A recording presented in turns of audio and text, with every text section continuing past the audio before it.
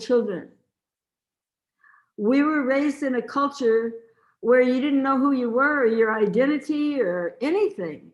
Even though maybe we were raised in some Christian cultures, which many of us were, the philosophical matter didn't really make sense. And so when you say difficulties, I would say the biggest difficulty for us was the first 20 years of our lives, when we were in total darkness and we had no idea who we were, what we were supposed to do on this planet. 17 years old, I was saying, I didn't want to be born. I don't want to be here. What am I doing here? What am I supposed to do? And you know what? I was pretty young, from a fairly wealthy family, had a car, had a good college. I had everything. There wasn't a material difficulty, but the spiritual difficulty was called starvation. And I think that's why you see many of these oldsters like me and so many of my old godbrothers that are now in their 60s and 70s. Yes, we took it very seriously. We got to see the other side. We got to see what it's like to grow up in total ignorance, whereas you didn't. You actually grew up in a Krishna conscious way. You just maybe underestimate how fortunate you actually were to see your mother doing puja every day and to be fed nice prasadam every day. I think I saw this last night when I was talking with you, is that you somehow have this idea that in order to be a devotee, you've got to have ISKCON stamped across your head. But that ain't true. You are already a devotee. You're already from the culture of Krishna Bhakti in India. You have already got the seed. Like Prabhupada said once to someone in India who was he was a devotee, one of my godbrothers, now passed away.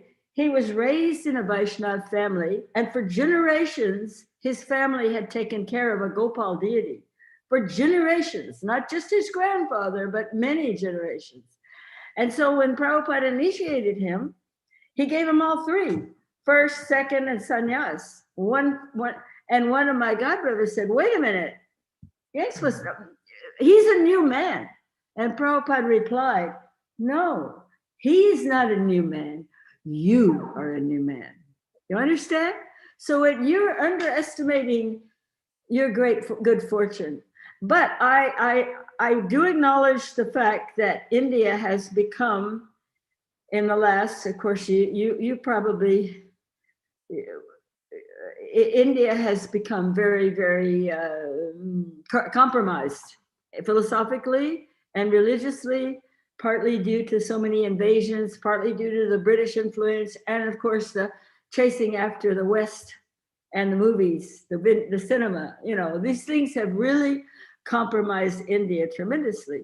So when you say challenges, I would say the challenges of being a devotee are nothing like the challenges of not being a devotee.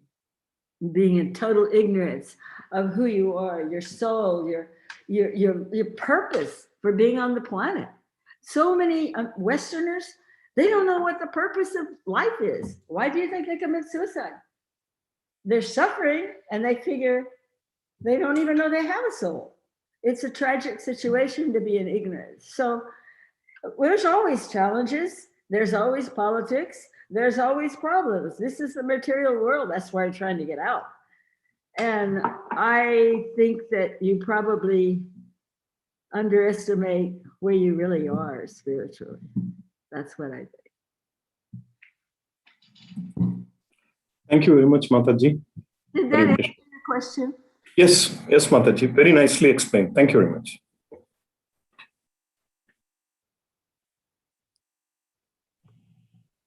Thank you so much, Srila Prabhu. Anyone else has a question? You can raise your hand or just go ahead and unmute and speak if you have a question. Anyone wants to ask a question? Hare Krishna Prabhuji. Dandavat Pranam Mataji. Mataji, I have a question about, I heard Prabhupada was very particular about cooking, prasadam. So Mataji, you said yesterday that you also help in cooking service. So can you please tell us some of your experience about Prabhupada's cooking? Well, Prasadam. like Bengali prasadam. So I didn't know how to cook because I was a college student and I ate out. I was a typical American girl. I didn't know how to cook, but he taught me a lot. And also watching some of my senior godbrothers like Achutananda and Mahapurush, some of them, I would watch and I would take notes because I was determined to learn. And sometimes Prabhupada would just want something and he would come in the kitchen and just cook it up really fast. He could cook a whole giant feast in an hour. I don't know how he did it. It was just amazing how he could do it. And so far as the prasadam, he ate very simply, dal, chapati, 3 sabji, and rice every day. And alternate day, Tuesday, Thursday, Saturday, he had the paratha and potato. So dal, rice, chapati, Monday, Wednesday, Friday. And then on, like I said, paratha and potato. This great big thing, you fold it over. I think you probably know what I'm talking about. But, and he liked puffed chapatis. And I used to pray that my chapatis would puff up. Oh my gosh, making chapatis is so difficult for me. Only recently I've started trying again. I haven't made it so many years because my life has been busy. And I'm certainly getting the hang of it again. They're not round, but at least they puff up. I mean, they're odd shape. Yours will be perfectly round because you have this technique, which I haven't learned that one yet. But he liked to have me bring them in exactly just as he took the last bite of one, the other one arrives on his plate. That's how he liked it. I guess that's the Indian way. Is that how it's done? That's what he liked. But what was so remarkable, when I was first with him, it was after he came back from India. He had had the heart attack. Then he went to India to get well in Vrindavan.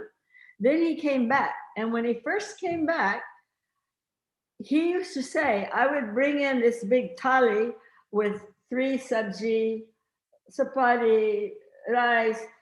And he would say, oh, this is, just see what Krishna has sent.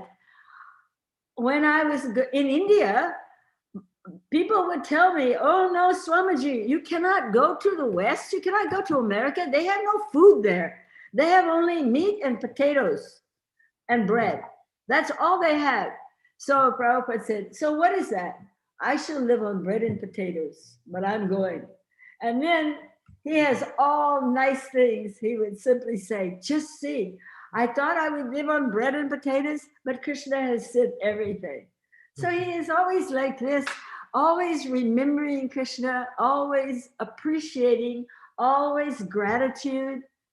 Never mind, we were living in a little apartment that wasn't so nice. Never mind, because in the very early days, you can't, now you see that ISKCON is a big organization. But when I was there was none of this. It was 67, 68. We had a tiny apartment, just barely paid the rent on that. After all, he only had a few teenagers. That's all. The Indian community had not yet come forward because they were very, well, first of all, they didn't come until 71. That's when the visa laws changed. So he came in 66, 67. He came 66, right? And 67, 68, 69, I was with him. There was really maybe an occasional student, but mostly there were no Indian community at that time. That had not yet manifested in the West. So we were very poor. I mean, we had no books. There was no book distribution. You ask about book distribution. Well, wait, how do you distribute books if you don't even have any? So that was, I was with him in when the ISKCON was like a bud, like a lotus bud. It had not opened, but the virtue of it, it was very sweet. in the bud stage. There was no politics. There was no bickering. There was no disagreements. There was just Prabhupada was in the center, and that was it. And there was so much love. We were like a family. And it's a very sweet time, but the bud needed to open. And the bud opened, and Prabhupada, in 69, he started traveling around the world. So with only a couple of years, he went to England. Then he went to Europe, so many places. He traveled to all the continents. I urge you all to look at there's a wonderful video series that in the last year of my mother's life, I've been taking care of my mother for 13 years now. In the last year of her life, we played it every day. There's 13 video discs, and it's Prabhupada landing in Europe, landing in France, landing in England, and speaking, and going to Fiji, going to Hawaii, and it's a very nice, even me, it gave me, although I've been a devotee since many years, it gave me a better overview of Srila Prabhupada's, his work in this world. It's very nice. It's all, I think, $50 for the whole. You may even see them online, some of them, I don't know. But I chose to buy the discs, and you could probably get them at the Krishna store. It was done by my godbrothers who did the movie, the Swami who started, Hare Krishna, the Swami who started it all. You certainly saw that movie, right? You saw the movie? Which one, Mataji? That movie. Yes, Mataji.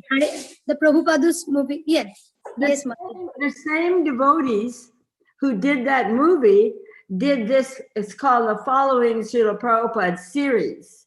Yes, Yadupar Prabhu and Vishaka Mataji. So that it gives you a glimpse of how things started from such a tiny bud to huge Rath Yatras and huge. No, I just came. So, My eye. Yeah. Dripping. Yeah, it does that. What can I do? okay.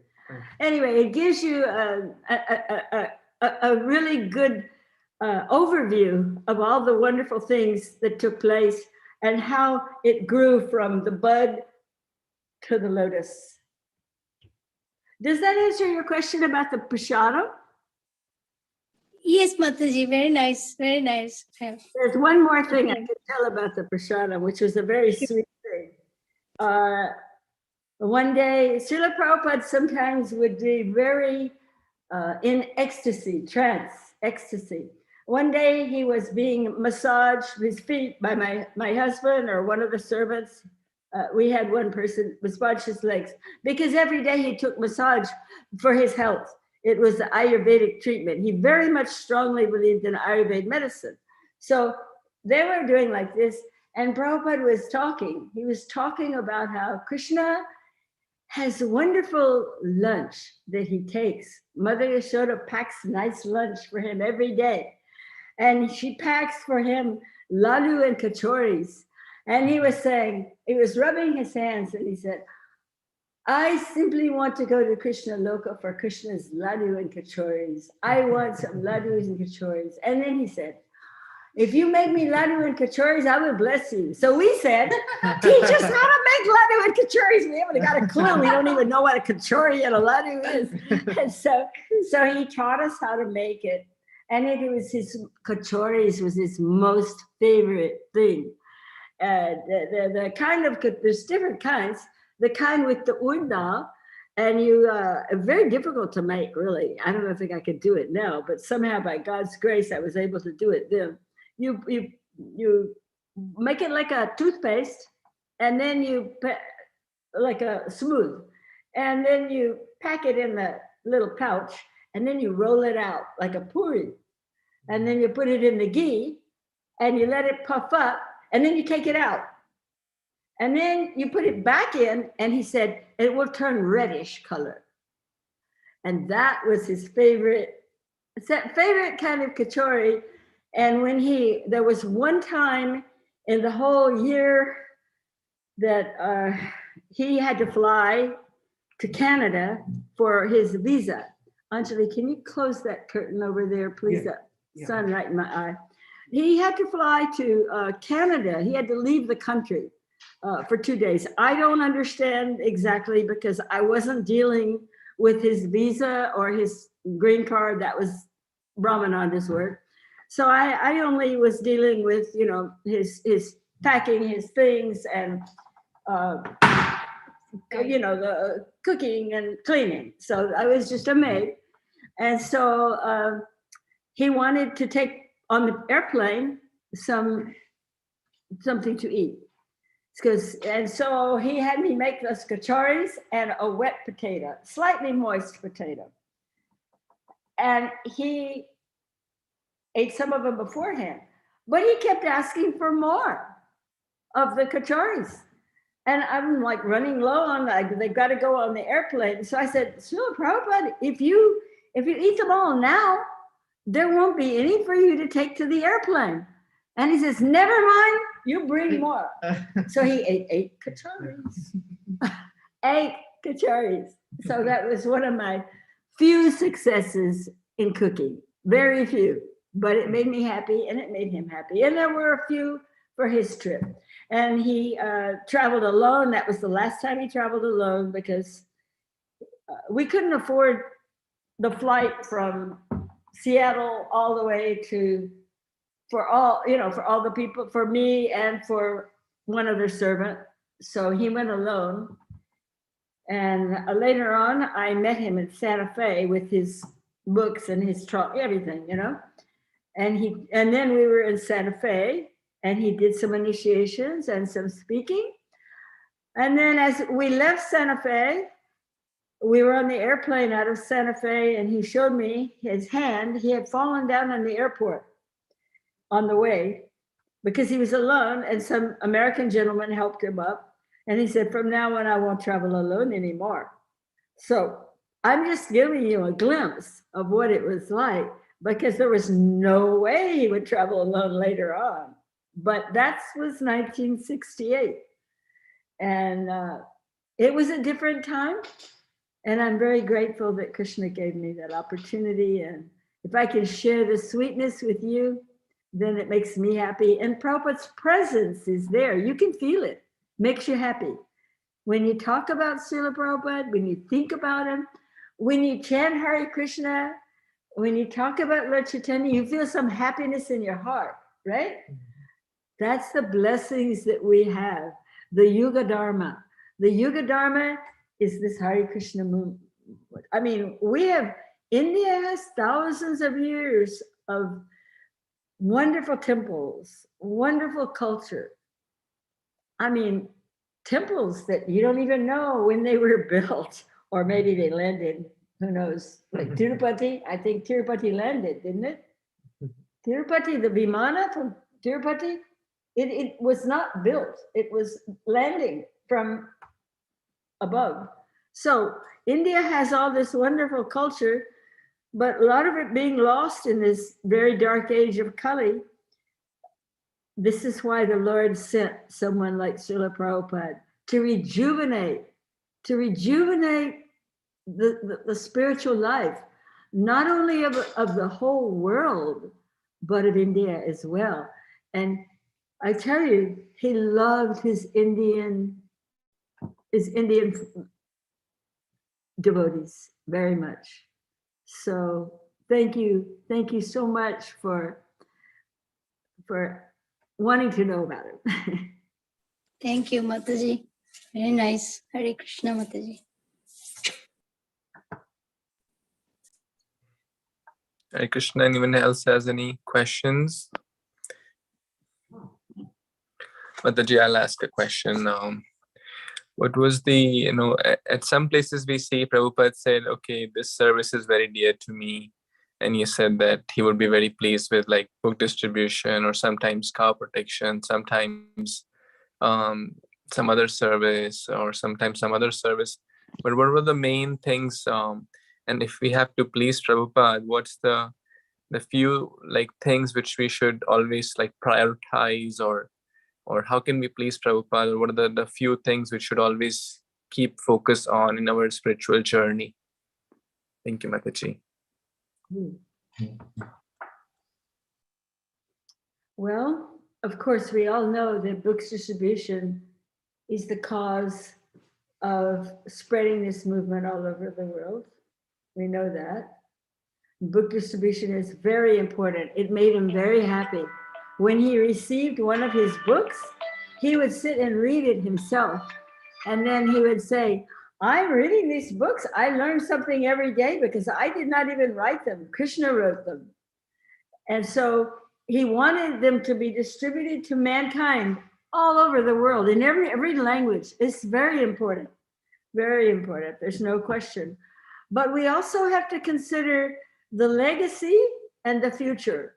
And that is the children, because you and I won't always be here in this body. We will be gone at a certain point. Maybe I will go sooner than you because I'm 75 and you look like you're 35. So maybe we have to consider the young people, the youth. That was very important to Srila Prabhupada too. Very, very important. That's why he gave cookie. Have you ever seen the videos where he gives the cookies to the children every day? The children would come and he would give them the exchange of the love. There was more than a cookie that he was giving. There was the exchange of love, the spiritual transmission. And so I think as the world is changing, like definitely book distribution as far as we can, kirtans, festivals as far as we can should be continued. There's no question about that. But in the past year, we weren't able to have Rath Yatra. And we've been having Rath Yatra for how many years now? Because of the changes in the world. And I recall reading something where one devotee was talking to Prabhupada about book distribution, and Prabhupada replied, what will you do when the cities are closed? That was shocking to me, because that means he knew that at some point the cities would be closed. And that's what we have right now. We had the best of book distribution going on in Hawaii, but now it's almost non-existent. They just recently started having kirtan on the street again. Going on the streets has never been a big favorite of the Indian community. That's something that has been, I think maybe in Bengal, it's a very Bengali thing. Is that it? I'm not sure. But that's what we did. We went on the streets and chanted and gave out little back to Godheads. That's how the whole thing started, and reached people in that way. It seems to me like now, though, because of, not just because of the lockdowns, but also because the culture is like it is, it's become very computerized. So the preaching online is very, very important now. And what's so amazing, this next step in preaching work, guess who the computer engineers are? The Indian techies, right? Like Ram Vijay over in Austin, who puts together the Sadhu Sangha Festival. So many things like that are being done online. And so that's a big way to preach now. I don't know about the future, but like I talked about last night, Srila Prabhupada, in the last part of his life, he was saying, I have not yet completed, I've only done 3/4, 1/4 more of my work I want to do, and that's Varnashram. Because, and I can't say that I completely understand Varnashram, but one time I was in India and I was speaking about Varnashram. I was in Vrindavan. And one Indian devotee raised their hand and said, we hate the idea of Varnashram. We don't like that word. And I thought, well, maybe I don't know the meaning of it. That's entirely possible. But what I think the meaning of it more is that everyone works according to their abilities. Not everybody's going to be a Brahmin and want to study Sanskrit. There are going to be people who really like to get out in the fields and plow the field and take care of the cows.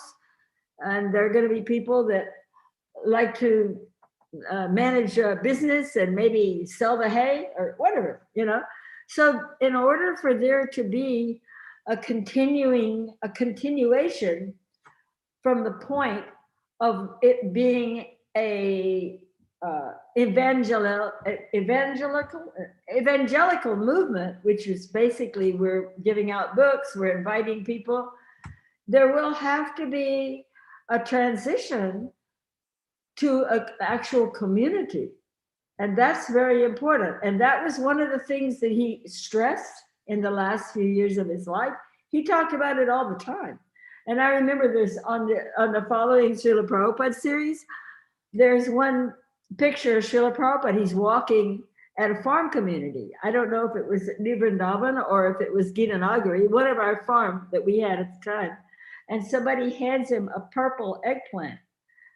And he's holding this purple eggplant like it's a jewel. And he says things like, you do not yet know hunger. You have not yet experienced hunger. So he began to stress the fact that we need to become self-sufficient, grow food, grow cows for milk cows, food. These are things that he began to stress in the latter part of his life. And I think in India, there are a number of farms already now. Eco farms, you know, like I think Radhanath has one, and then there's some in the south. And so this is something we have to consider because we can see the beginnings of the crumbling of the infrastructure of the Western society. We may want to just say, well, it's going to get normal again, everything's going to be fine. But that's very hard for me to do, considering the things that I heard from Srila Prabhupada directly. Because he said, you're going to see it within your lifetime. This Western civilization is going to be finished. And the scientists, he talked a lot about the scientists, as you know, and we had one devotee, Swarup Damodar, who was a major scientist, and he used to do programs. You probably heard of Swarup Damodar. Mm-hmm. To be honest with you, I really loved that God brother, but I couldn't understand a word he was saying whenever he gave a lecture, and I can't understand his books either, because I don't have a science brain. But he was really, he did some wonderful things. And that was important to Srila Prabhupada because he considers that the scientists are the ones that are leading society to Holocaust. I mean, what have they accomplished, he used to say? A bigger way of killing a lot of people with bombs or with weapons or with vaccines or with anything they creating is created for destruction. And he saw this and he saw it coming. And so he wanted science, he wanted Swarup Damodar to preach to the scientists, but a lot of scientists are not inclined. I believe there's one godbrother who wrote The Forbidden Archaeology. I don't know if you've ever heard of that one. Forbidden Archaeology, and it basically talks about how things aren't quite like they teach in the schools. And so these are kind of things that were never my interest. I was an artist. I'm not interested in science that much. But what I see in looking back over Prabhupada's lectures and learning more now, remember, I was only a 21-year-old girl. Now I understand more of what he saw at our culture and what he foresaw in our culture. And I can see that you know, there are many talks where he says this. There's one in particular where he's talking about the scientists, and he's talking about how they're cheating people. And in that conversation, one of my godbrothers says, yes, the material world been going on for thousands of years. And Prabhupada replies, no, not thousands of years, just 250, 300 years. That's all. And if you look at history, that's when the science, the corruption of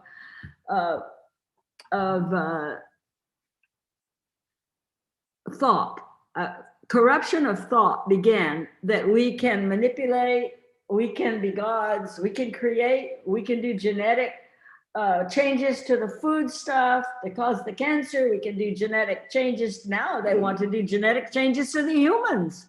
They want to, it's called a new thing called transhumanism. Have you heard of transhumanism?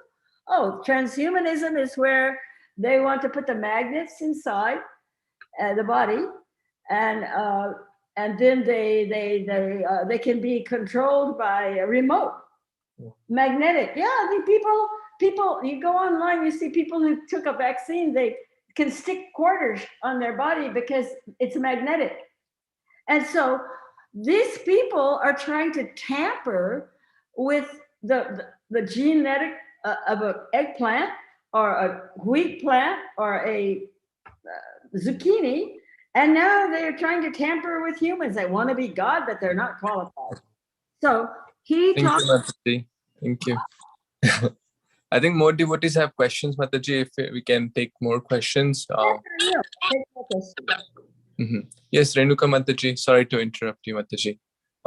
Yes, please ask your question. Hare Krishna Mataji, Dandavat Pranam Srila Prabhupada. Please accept my humble obeisances, Mataji. Mataji, my question is, during Prabhupada time, so there was no much technology, but women used to work hard, learning everything like book distribution, cooking, deity worship, learning everything, and managing family and kids, homeschooling, you name it. Prabhupada introduced so many things.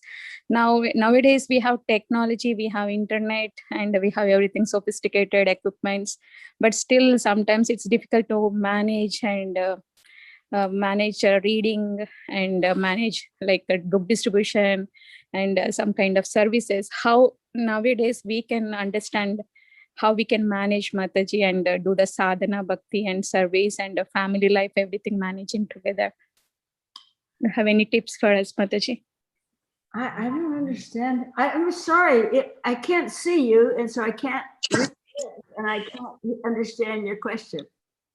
Yes, Mataji, my question is, how can we manage our family, kids, our sadhana, chanting, and devotional service?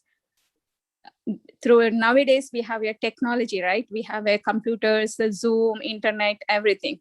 So during Prabhupada time, there was no much technology and all, but you and all Prabhupada disciples managed everything, like doing book distribution and deity worship, cooking prasadam, and doing so many services. How can we manage nowadays this kind of devotional services along with managing our family? I don't know how to answer that. Well, it seems like life's speeded up sometimes, doesn't it? Doesn't it seem like we have less time and everything's moving so quickly? It's almost like that, it seems to me. I'm not sure that computers have really saved very much time myself. You have to remember that I typed Prabhupada's letters and I typed his books on a manual typewriter.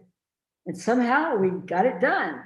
Maybe we didn't have so many distractions. Maybe we were younger and had more energy. I can't really say. I hadn't really thought of it like that. That nowadays we have all this wonderful technology to help us. Maybe it distracts us. I don't know. I'm not really sure how to answer that. We have to do the best we can. I mean, we have all this technology, but it's very fragile. You know that, right? It's very fragile. One down of the grid and you don't have that technology. We won't be talking on the Zoom. One problem with the grid, it's all running by electricity, right? So I think we have to stay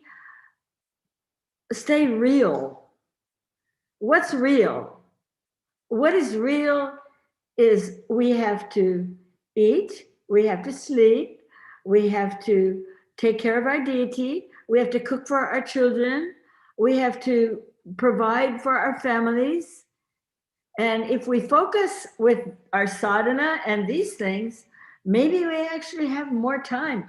But I have to admit, I call it timesuck.com. That's what I call my iPad, because it really is a time suck. Because I can get sucked in just like anybody else. And so sometimes we find that that takes more time.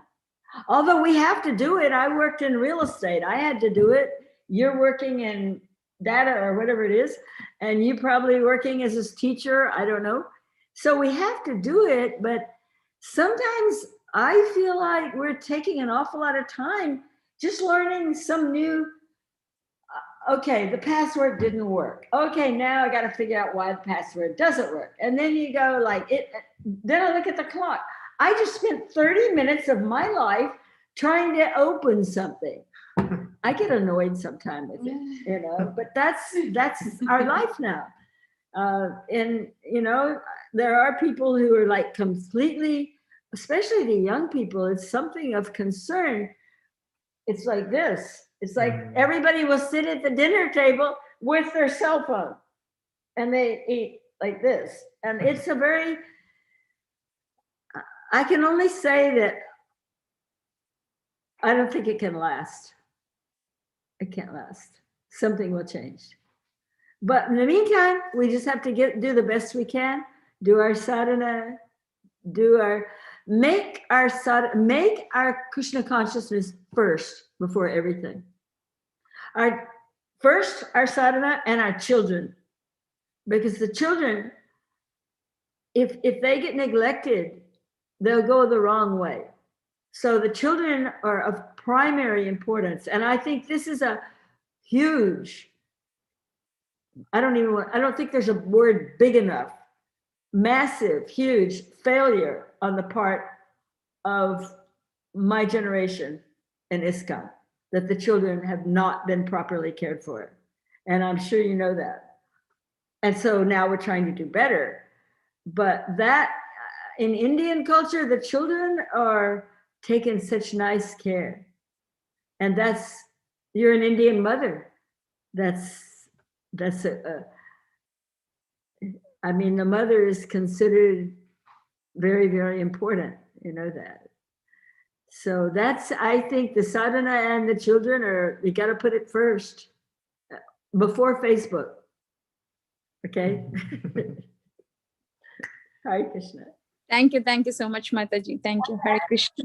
Your question, it's kind of a bewildering question because I'm in the same boat, you know, I'm trapped too. Yes, Mataji. Thank you, Mataji. Thank you so much, Mataji. Anyone else wants to ask a question? Please unmute or raise your hand so you can ask a question. A lot of devotees from Fort Lauderdale also have joined. Thank you so much for your kind association. Yes, someone wants to ask a question. Hare Krishna, Prabhuji, Dandat Pranam, all praise to Srila Prabhupada. Hare Krishna, Mataji. Dandat Pranam. Mataji, quick question. So we are trying, you know, our little bit book distribution, outreach and all. And, you know, we mostly have you know, Indian devotees. The other day, you know, was one Prabhuji was mentioning, a senior devotee, that we have to always also cultivate, you know, we have to include Westerners also in our Bhakti Vrikshas, our outreach and all.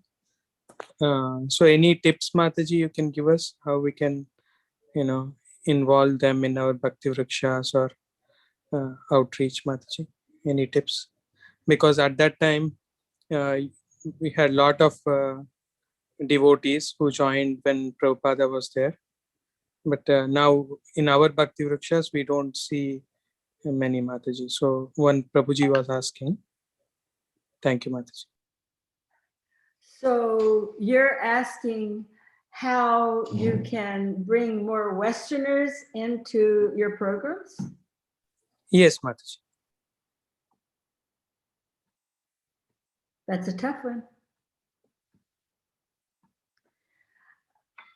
I'm a person who is very inclined toward Indian culture. I traveled all over India from Kanyakumari to Gomukh.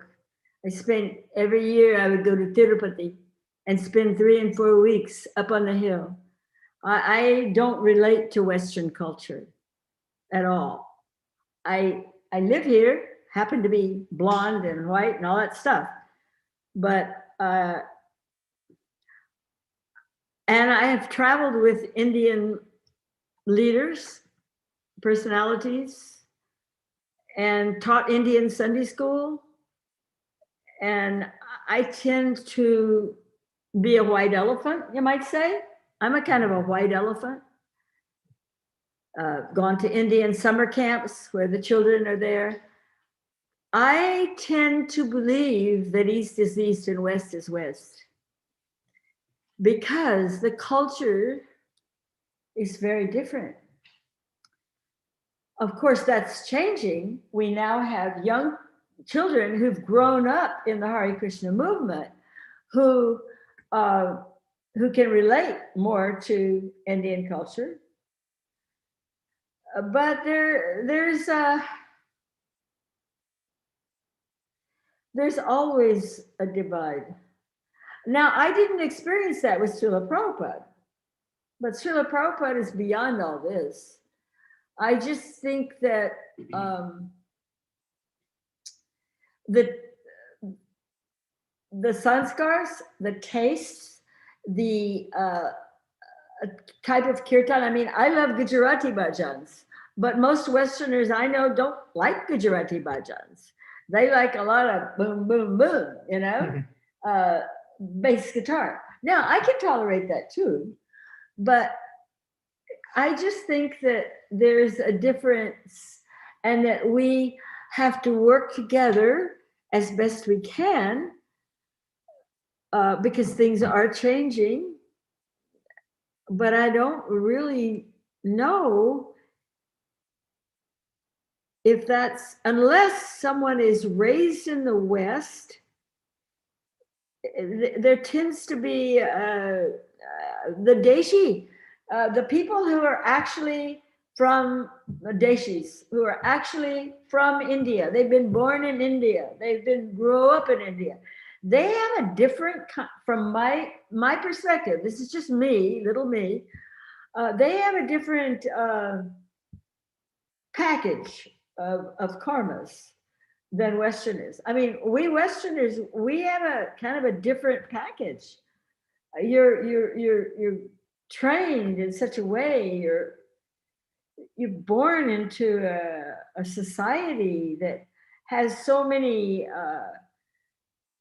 naturally God-conscious events every day of your life, like worshiping the Tulsi plant, morning to Surya, like this. All these things, these are things that are alien to most Westerners.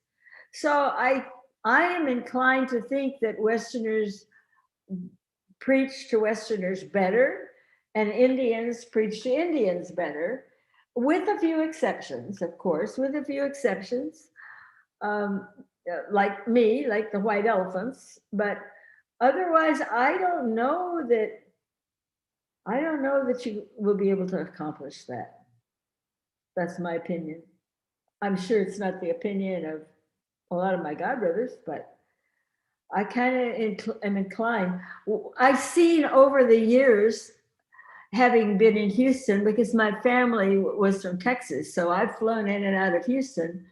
I mean, I went to the University of Houston when there weren't any Indians there. Now you've got every kind of Indian temple imaginable. You've got a whole street full of Indian shops, everything from sweet shops to everything, you know. It's like Little India, they call it. And what I've seen over the years is that the Indians tend to eventually build their own temples and start their own schools. And I just think that that will probably be the way it is. Not because they don't want to work together, it's just there's different frameworks, a different framework of thinking even. So sometimes misunderstandings arise.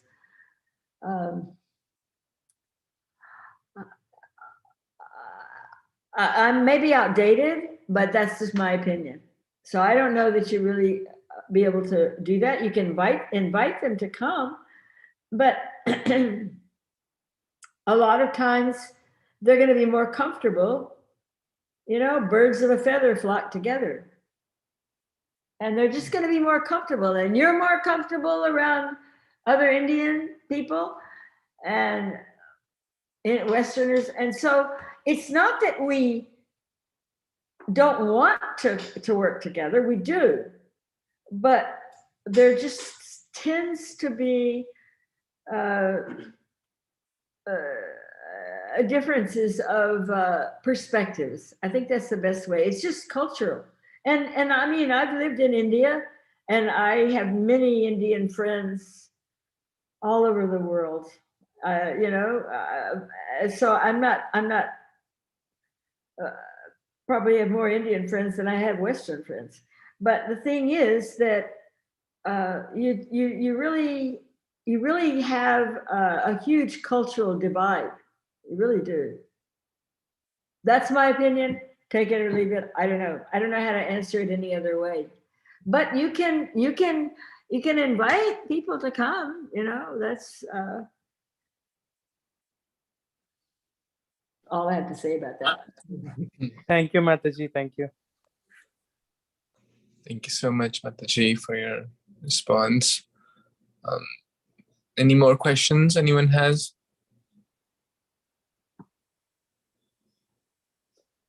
I think we have to remember that this is extraordinary. This has never happened before. The culture, the teachings have stayed within the borders of India up until a few years ago. The teachings have remained. Ramanuja didn't travel outside India. Nobody else has done what Prabhupada did, because this is a special dispensation for this age.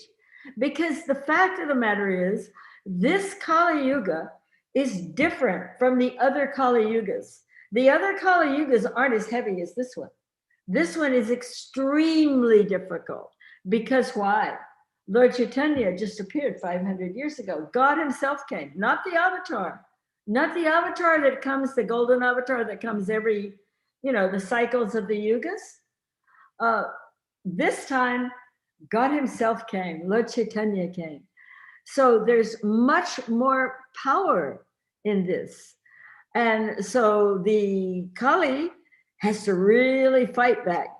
And so that's why this Kali Yuga is very, very difficult. And I've realized a lot of things in the last few years about why Srila Prabhupada encouraged us to worship Lord Nrsimhadev.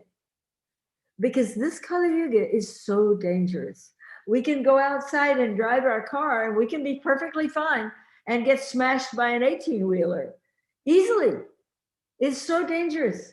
God never meant us to drive around in tin cans at 70 miles an hour, but that's what we're doing.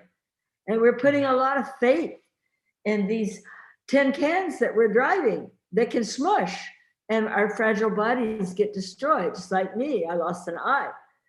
And so worshiping Lord Nrsimhadev, this is something that Prabhupada taught us that we need to do every day. And I realized this myself because I was not really doing it. Because I wasn't doing it as much as I should. And so that's why we have to understand that we are in an exceptional time. Right now, we are in an exceptional time. We have things going on in the world that haven't gone on in the world. My friends in Gujarat are saying that they've been vaccinated at gunpoint. You're not going to hear that on the news, but I have directly friends that are saying this, and their family members are all dying from these shots. They're telling us, and you're not going to hear that on the news either. But what's going on in the world now is unprecedented. It's unprecedented. We have to worship Lord Nrsimhadev and pray for the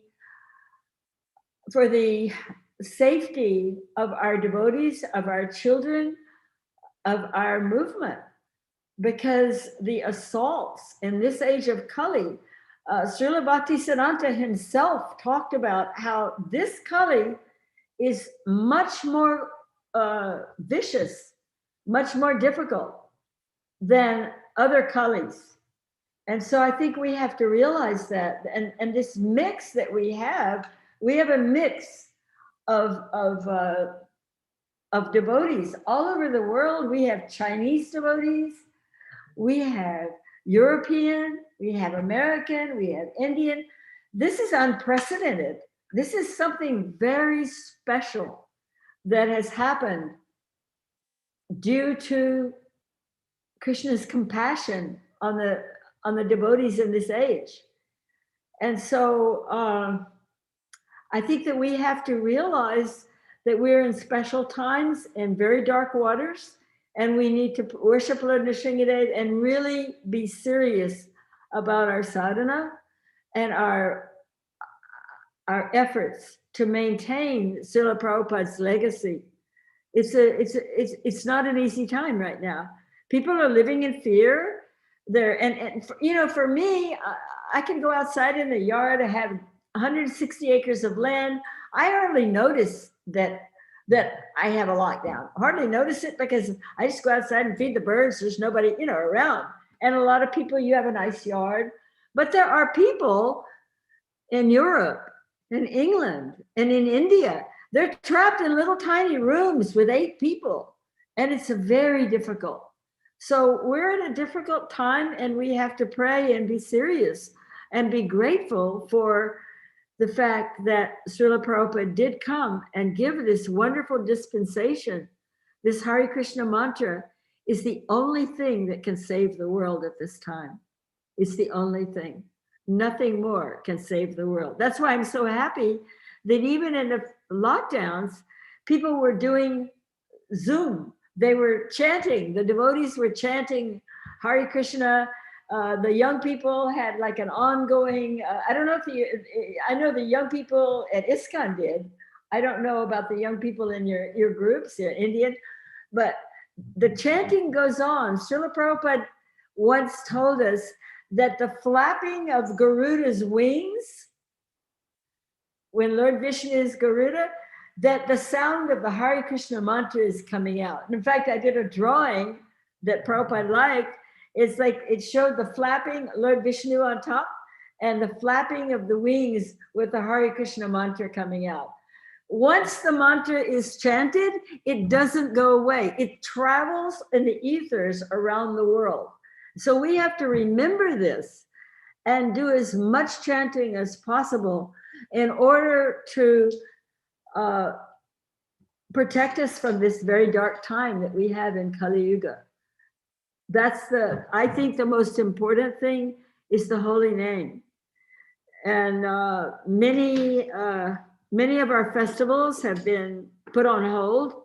My dear godbrother Madhuha, who grew up in Hawaii, he does the big festival of India every year, the Rath Yatra. This past year he wasn't able to do it because, and so maybe this year they're going to do, I hope. So it's a difficult time. I think people need to not be in fear, but be in Krishna consciousness. That's the only thing that's going to save the world, is the chanting of the holy names as much as possible. Have bhajans, have kirtans, even if you do it on Zoom. That's the holy names are going, that's why they're here. The Lord appeared as his holy name in this age of Kali, because this age is so dark. And we now have this little sliver of mini Satya Yuga coming, and this passageway that we're going through right now, the thing that will get us through this passageway is the holy name. The holy names, chanting the Hare Krishna mantra is very powerful. Thank you, Mataji. Thank you so much. So, Ramya Prabhuji, would you like to say something? Yeah, I was wondering if Govinda Mataji would just tell us more that Prabhupada came to America first, and he was preaching to the Americans, and sometimes they couldn't even understand what he was saying.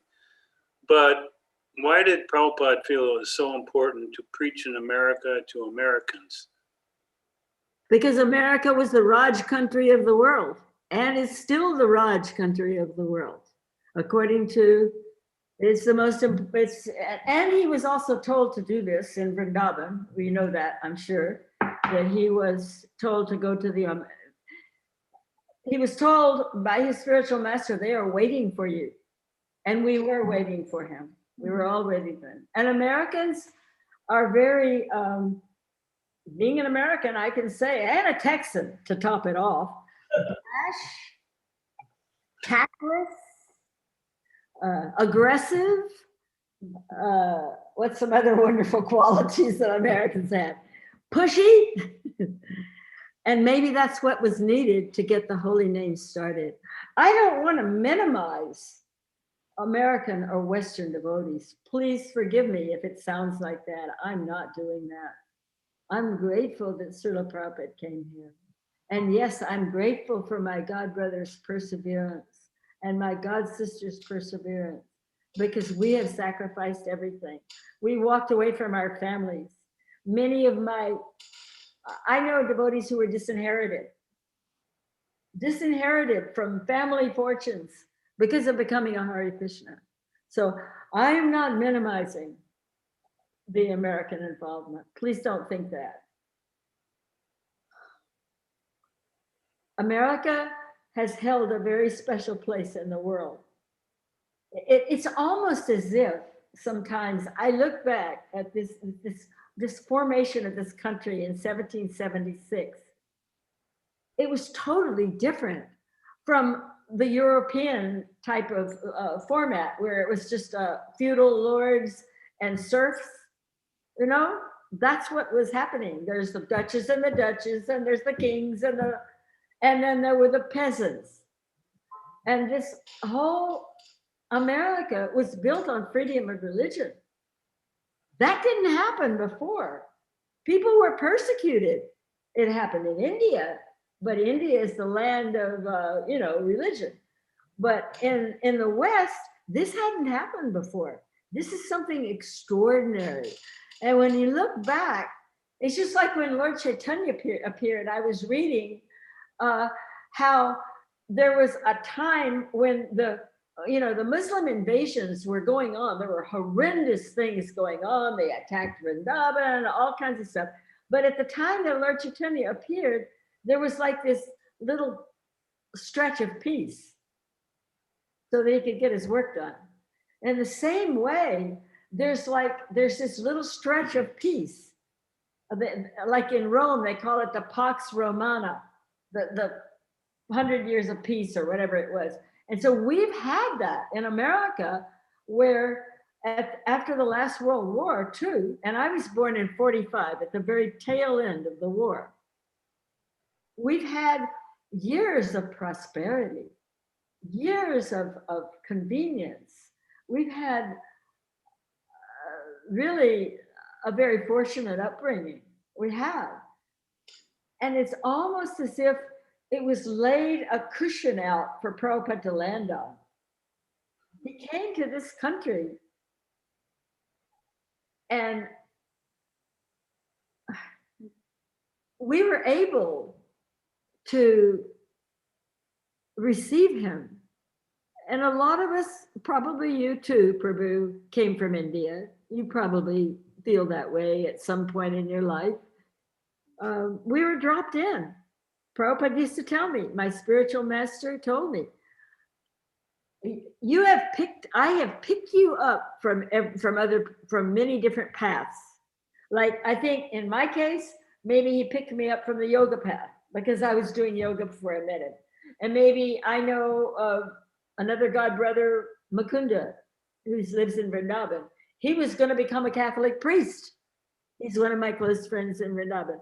Or somebody else who was going to be a doctor.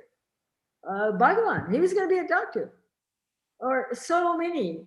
We had our plans, but our destiny was already cut out for us. And so we were fortunate. It was difficult. Our parents didn't understand. We turned our backs on things. So I'm not minimizing the sacrifices that we made at all. But it's a new era now. And America may not be the world power too much longer.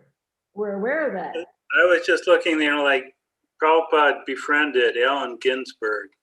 He did a big program in San Francisco where they had all the rock groups come and Prabhupada chanted there. So Prabhupada rather broke through all the cultural barriers to deliver Krishna consciousness. And that's just, to me, so amazing.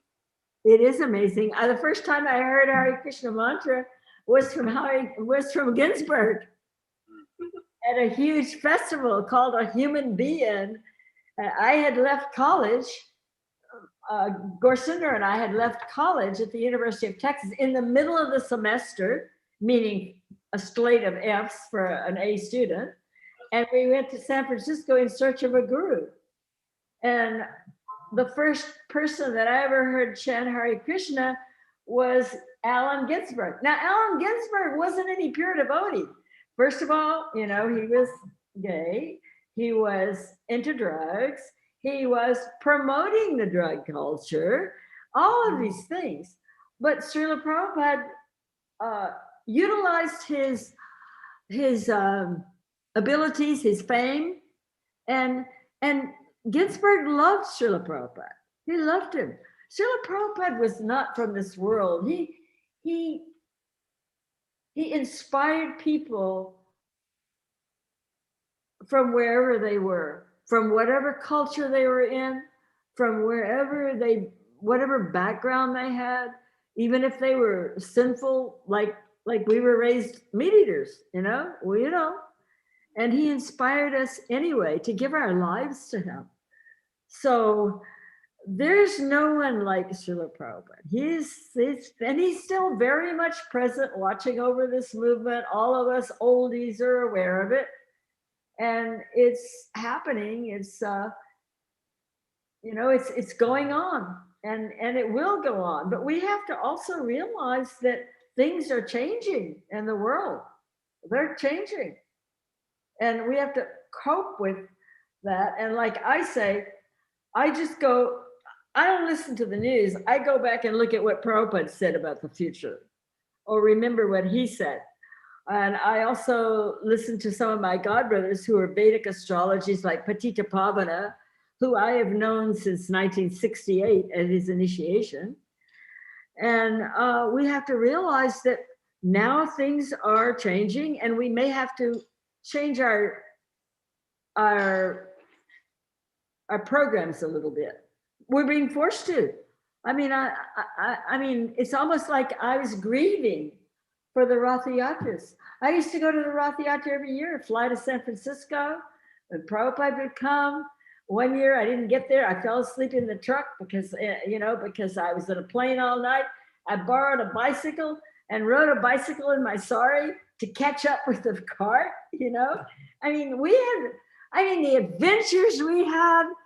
I'm an old lady now. I sit and I think, I go back in time and I go, wow, that was so wonderful. But, we have to live in the times that are with thee now. What is that prayer? Live in the times that are, and we may have to modify our approach a little bit.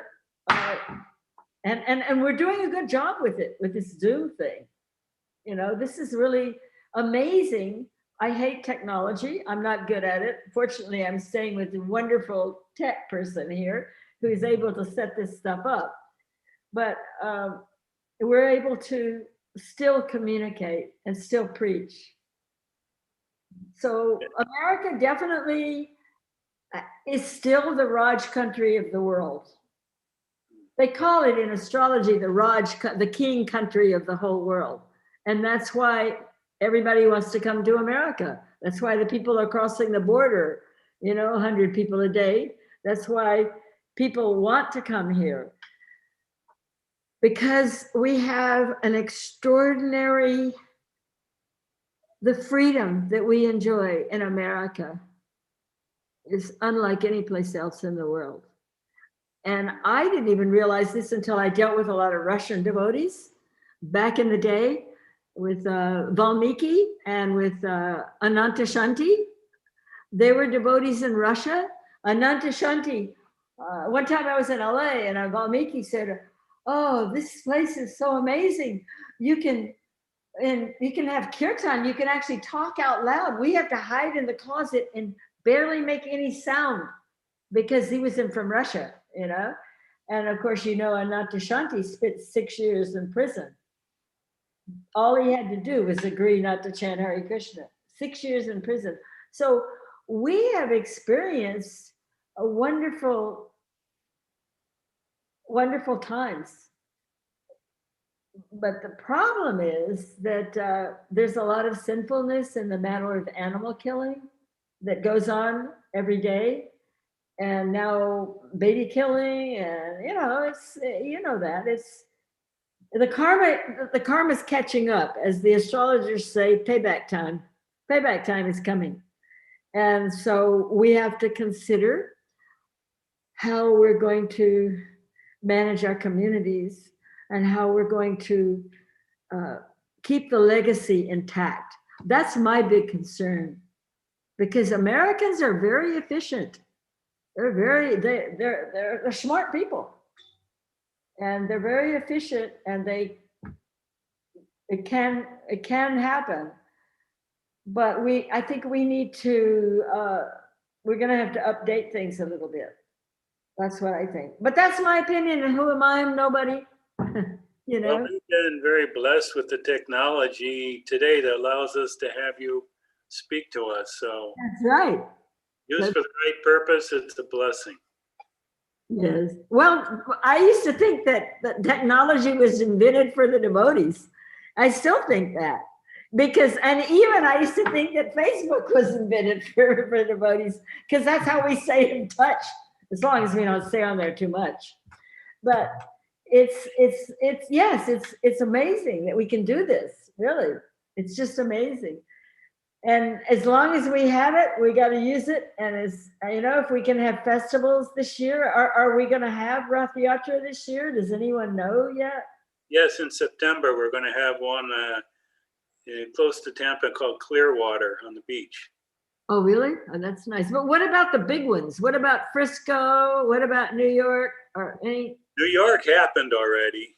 I'm not sure what's the schedule on the other ones. New York was done last month. But it wasn't very big, was it? I'm not sure. It was very small. It was down Fifth Avenue. Wow, that's wonderful. That's wonderful. Yeah, so please forgive me if I sounded like I was minimizing the American devotees. The American devotees are the ones that have pushed this forward. You need brash people to do this sort of thing. Start a new religion in a foreign land. You got to have some people that are willing to get out on the street and dance around and make fools of themselves and have people criticize them. And we were willing to do that.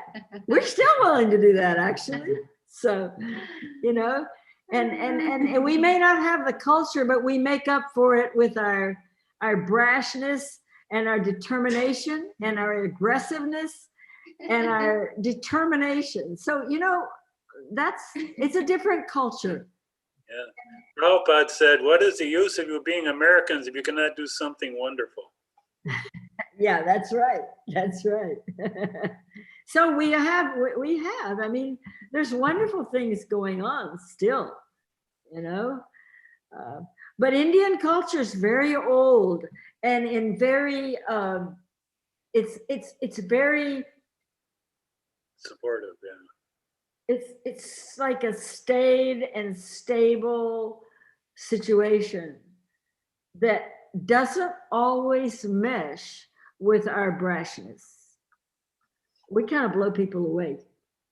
I mean, I know this from my godbrothers like Swarup Damodar, or, you know, godbrothers like, you know, who were Indian and had to deal with Americans. But Prabhupada didn't have this, you know, he was able to reach everyone. It's not that easy for us. Who's Manjulali? Priya. There's a Manjulali. That's my favorite name. That's Shubha Vilas's wife.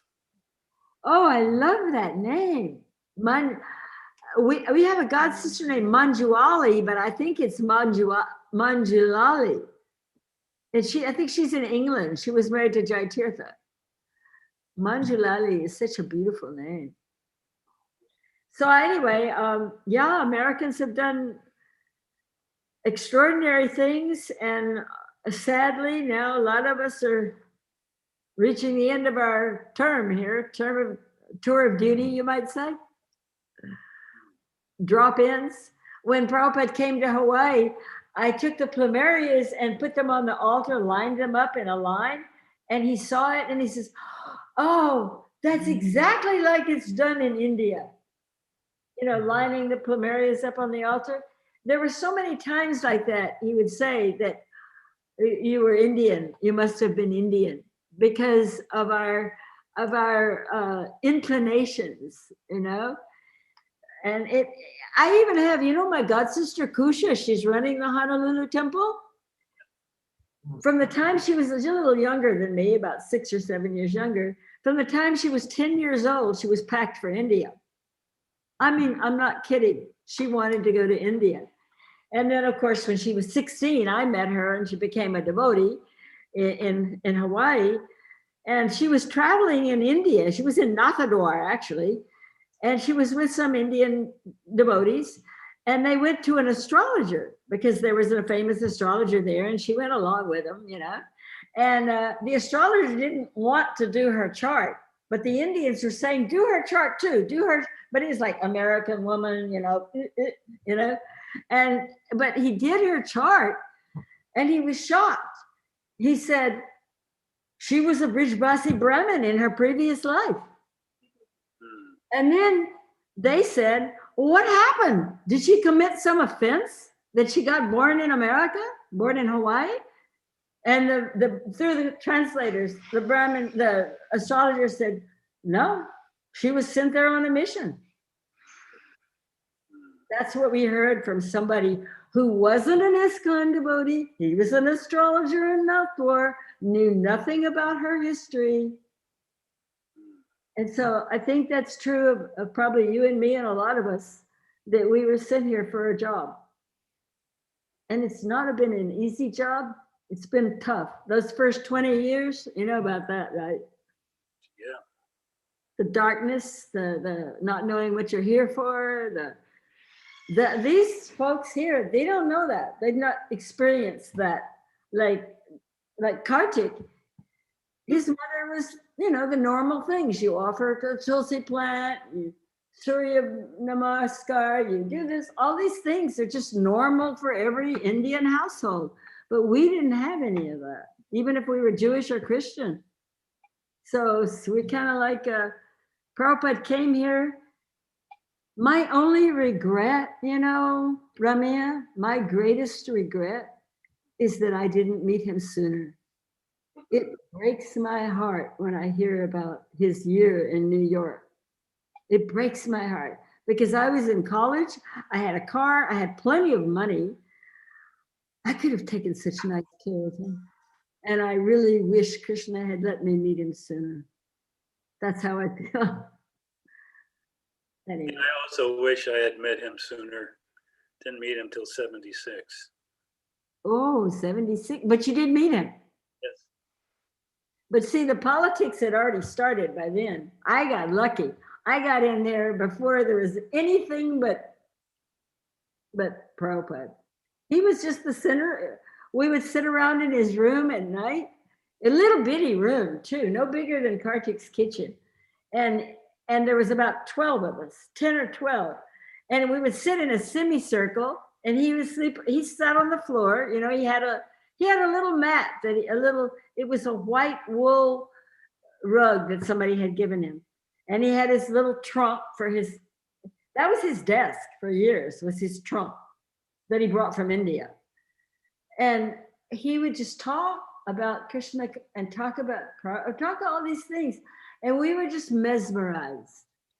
We were like a little family. There was Brahmananda, Rupanuga, Achutananda, Mahapurush, me, Gorsundar, and one or two others, Hayagriva, Kirtananda. There was just a very small bunch. Oh, Jadharani was there. Jadharani was there before she was the first girl. And when we met him in Frisco, we had left college and went search of a guru. And then, like I said, Ginsburg was the first time I heard Hare Krishna, and I felt something. I didn't know what it was, but I felt some happiness, some lightness. And then I had kind of a divine experience where I went into I was doing 8 hours of meditation every day, yoga meditation. I was already following the principles, but I went into a bookstore and there were these little mimeographed. We didn't have any, I don't know, mimeographed is like a primitive type of printing. And they were just little plain little magazines. And I went into this, occasionally I would mostly sit and meditate in the park all day, up in the forest all day. Nearly got killed a couple of times. But I went down to this bookstore where there were all this flashy stuff, you know, the hippie stuff. And there were these, I was just like I was led to this little card table. And there was a couple of Back to Godheads. And they were just plain mimeograph, nothing but like a light green or light blue paper with a concentric circle and a little figure in the center, those early ones.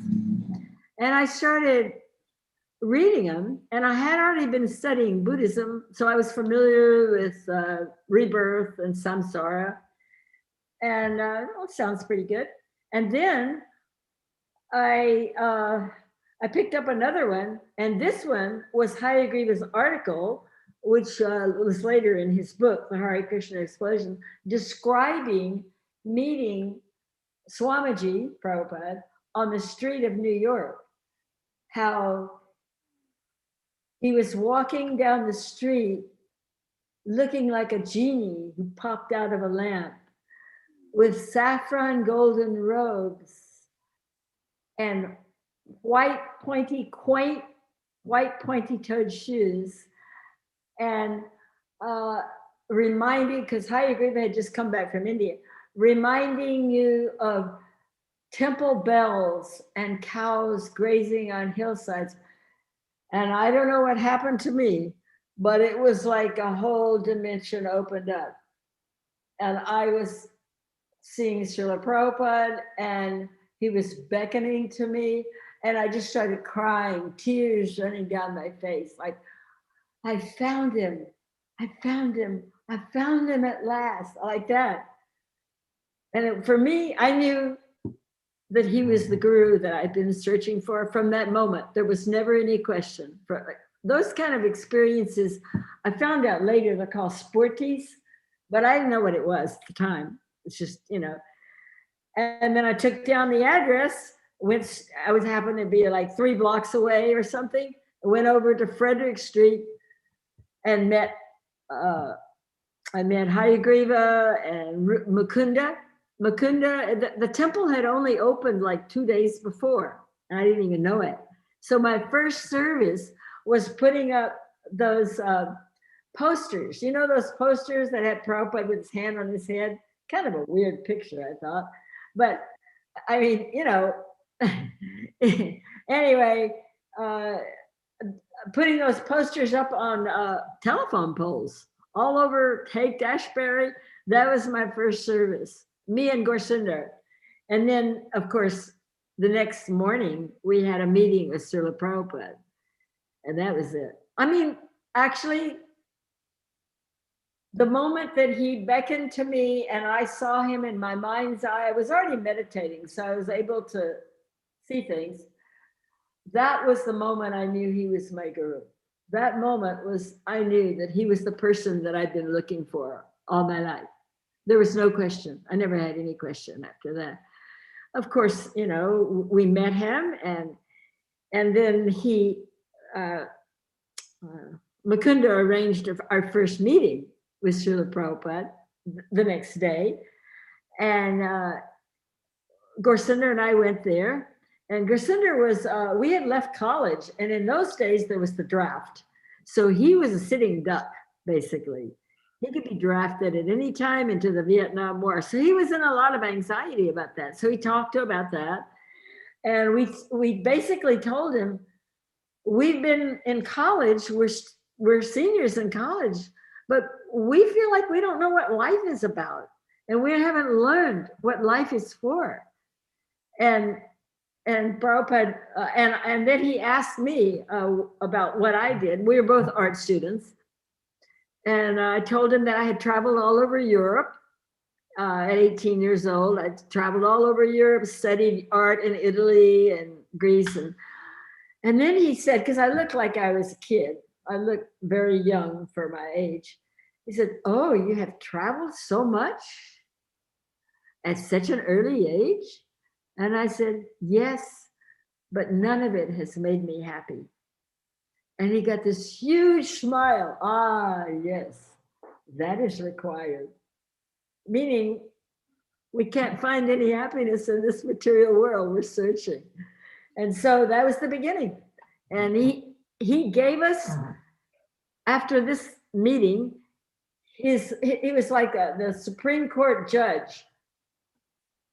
You simply come to my classes every day and all problems will be solved. And we believed him. We believed him. He was so sure, he had so much confidence, so much gravity that when he spoke, it was real. And so we started coming to his classes every day. And we were there about 2 months. And then, because we had left everything, we had left our parents, we had left our college. I left a car sitting in the driveway, an apartment, everything. We had just left the university. I can't say it worked really good with my parents, but anyway, we went to New York with him because we had nothing. We weren't interested in being hippies in Frisco. We weren't interested in San Francisco. We came there and we got what we wanted, which we were looking for. And so we went to New York, and that's where we actually really fit more into the community. We didn't really fit in the community because in San Francisco, Prabhupada had us paint paintings, 2 big paintings, one of Radha Krishna and one of him on the Vyasasan with a painting of Lord Chaitanya behind him. And he specified that in the painting behind him, on my painting, Lord Chaitanya's foot should be touching his head. So that painting, I still have pictures of that, photographs of that painting. And so we were, and my husband started immediately reading all the Bhagavatam to me while I painted. So we were very immediately engaged in our solitary world of painting and reading. So we didn't really fit in with the San Francisco crowd. So when he left for New York, we said, we don't have anything here. We don't want to stay here. We want to go with him. And he agreed, yes, come. But of course, we didn't have the money to fly. He flew, and he flew alone. I think he flew alone. I can't remember. But we went and put a sign up for a ride to New York. And within an hour, we had some hippies who were leaving for New York. We packed our stuff in an hour. We were out of there to New York. So he flew in. We only missed 2 days of him because he stayed 2 days longer in Frisco. And that's when Tamal was initiated. and Jamuna and Guru Das Rishi, we weren't there. We had already left. And so we arrived in New York, and we only missed 2 days of his meeting in Frisco and in New York, because it took us 4 days to get across the nation. And then we lived in New York there, and we painted in his apartment every day. Right next, I mean, his little tiny apartment, he would walk in our room, and he used to pose for Lord Nrsimha. He was so absorbed in Nrsimha Leela. And he had, what our first job there was to do the Prahlad book, 25 paintings. I don't know if you ever saw it. It's a little BBT publication. Very primitive paintings that were for children. And he posed for us. He posed for Hiranyakashipu with his arms in the air. He showed, because we didn't know anything. We had no pictures of India. We didn't know who Lord Nrsimha was. We didn't know anything, right? But he was teaching at that time. He was teaching the part about Prahlad Maharaj in the Bhagavatam class, and he was teaching from Chaitanya Charitamrita also. So we were having classes morning and evening, and during the day, we were with him all day. It was wonderful, wonderful. I mean, life couldn't get any better. It was so good. And he would come in and he'd pose, and he would roar, raise his hands like claws and roar, and his eyes would get big, and I didn't understand, but now I know that he was absorbed in the Nrsimha Leela. And now I understand that, because we didn't know any of that then. So then everything was great, but unfortunately, he had a heart attack in May, the end of May. And life changed immediately. And I was right outside there was a window between the two rooms. Jadharani were outside crying, and Brahmananda and Chitananda, one of the guys would sit him up, and he would read from the prayers of Queen Kunti. And what I found so amazing at that time was, which changed my heart and really deepened me, was that he, from all perspectives, it looked like he was leaving this world. But he didn't care about that. He cared about us. He continued teaching. He had the boys sit him up, open the Bhagavatam, and he continued teaching, even though from a perspective, it looked like he was leaving this world. And we were like tears just streaming, down our face. And I think that night changed me in a lot of ways, because I had a realization that night. I was raised Christian, and there was a Bible verse that went through my mind at that time. The poor will always be amongst you, but I will be with you but a short time. And somehow Krishna put that into my mind and into my heart and enabled me to realize he's not going to be with us that long. And the work he has come to do is the most important thing there is. And I want to dedicate my life to helping him. I want to do anything I can to make his life more comfortable. I mean, before that, he would defrost his own refrigerator, clean the kitchen, and, it was like clean, he wasn't being cared for, is my point. I know it's inconceivable, but that's how it was. Nobody knew. But then what happened was I had that realization, and I made a vow, and I didn't even tell my husband about the vow, but I made a vow in my heart that if he lives, I'm going to serve him hand and foot. I'm going to do anything I can to make his life, to help him with his work, the work that he's come here from the spiritual world. So then he went to the hospital for 4 or 5 days, and that was a disaster. I don't know if you read the book about how he escaped. Hilarious, with Gargamuni pushing him, really funny, And we would go to the hospital and we would, you know, my husband would massage his feet. And that's when he started the massages. And then it just so happened that he wanted to go to the seashore. His spiritual master said, he said, when my Guru Maharaj was a little bit ill, he said, the ocean air is full of vitamins. So he expressed the desire to go to the ocean, to the seashore. So the Rai Rama and Brahmananda rented a house in New Jersey, at Long Branch, New Jersey, and asked me and Gorsinder to go there and take care of it. Because we weren't working in New York. We were artists. We could do our service anywhere. Brahmananda was working there, you know, like that. And so we spent 3 weeks at the New Jersey seashore while he was healing. And that was got to be the most wonderful time in my life. It was like falling in love, really. It was so beautiful. He would talk about Krishna, and you wouldn't even remember where you were. After he would talk about Krishna, he would say, oh, Krishna is so wonderful.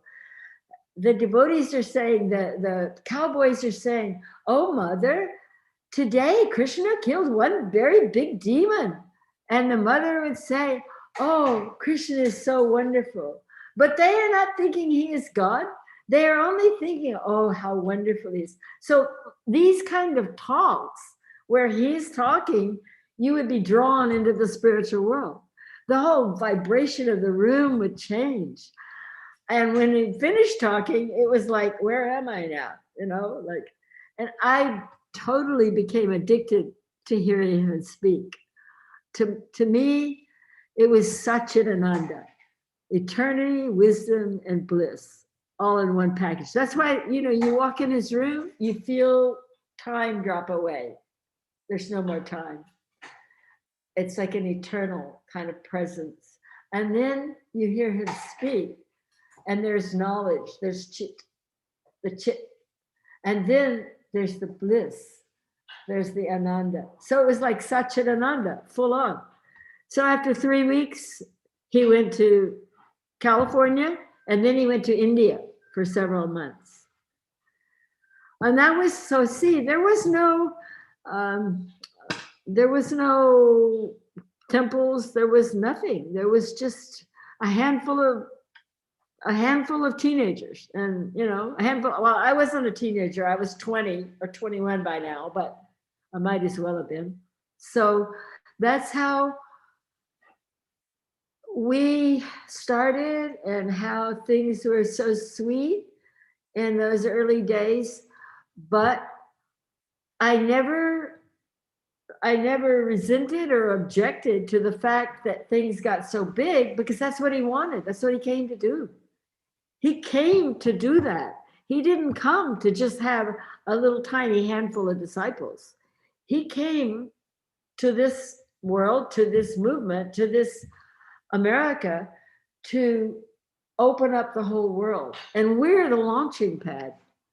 We Americans, America was the launching pad for Lord Chaitanya's movement.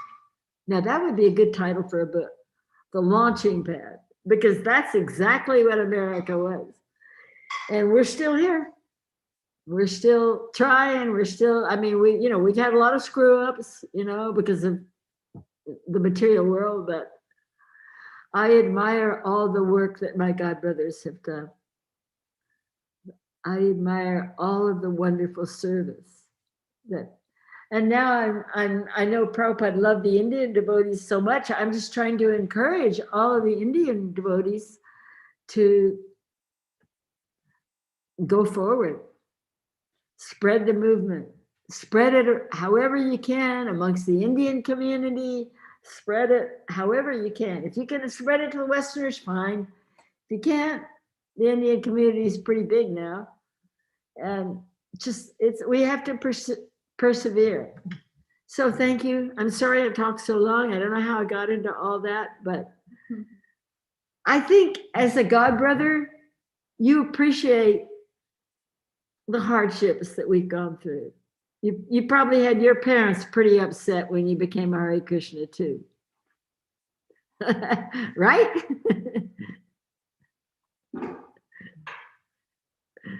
Yeah, they became very disturbed when I became a Hare Krishna. I bet. Maybe more disturbed when I told them I was getting initiated, and they said, "What does this mean?" And I said, "That means I'm following Prabhupada for the rest of my life." And they're like, "What?" Yeah.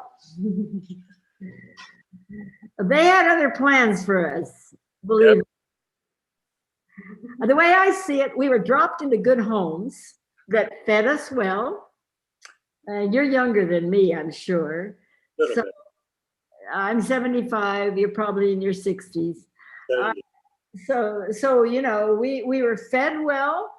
Unfortunately, we weren't fed Krishna Prasadam, and yeah, okay, so a lot of us, most of us were fed meat, but we didn't know any better, and we were groomed for this job. It's like some of my godbrothers who stayed in India, I feel like I've been trained to drive a car, speak English, now maybe work a computer. I've been trained in this culture. So I have a job to do in this culture. Retiring to India isn't an option for a lot of us. Maybe for the last 2 weeks of your life or something like that. But I feel like we have our work here. It's the way it is. And a lot of, I mean, some people really love living in India. And I spent a lot of time. I lived in Mayapur back in the day, whenever we just had one crank pump, you know. I've lived in Mayapur, I've lived in Vrindavan, I've traveled all over India. But the truth of the matter is that I have an American passport, and I also have this ability to drive a car, speak English. I understand how business works here. I mean, you know, we are trained for a purpose, and we have to fulfill that job. Definitely. Hare Krishna.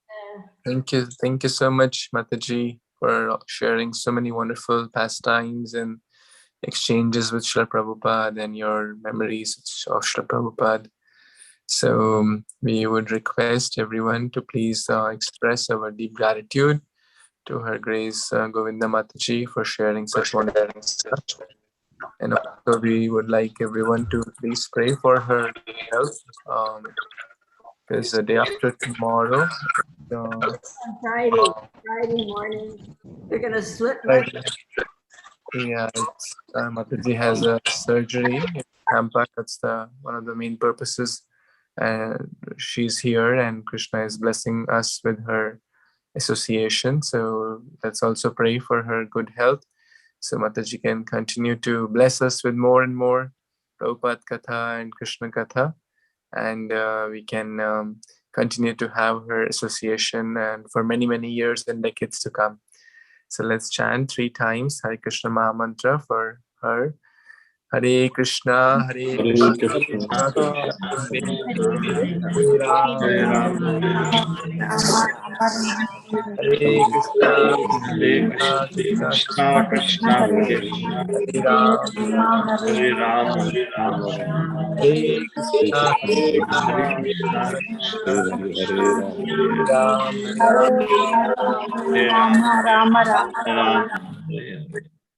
Krishna, thank you so much, Govinda Mataji, for all your association. We're so blessed. And thank you, Anjali Mataji, for helping her and driving her and your wonderful kirtans. And special gratitude to Karthik Prabhu also, through whose via medium we are able to receive this mercy, and is getting chance to serve Mataji personally. So we are so blessed. And thank you to all of you for giving your valuable time and audience to hear and this Vaishnava Association, as Mataji said, through the Zoom medium. Thank you so much. Hari Bol. Hare Krishna. Thank you so much. Hare Krishna.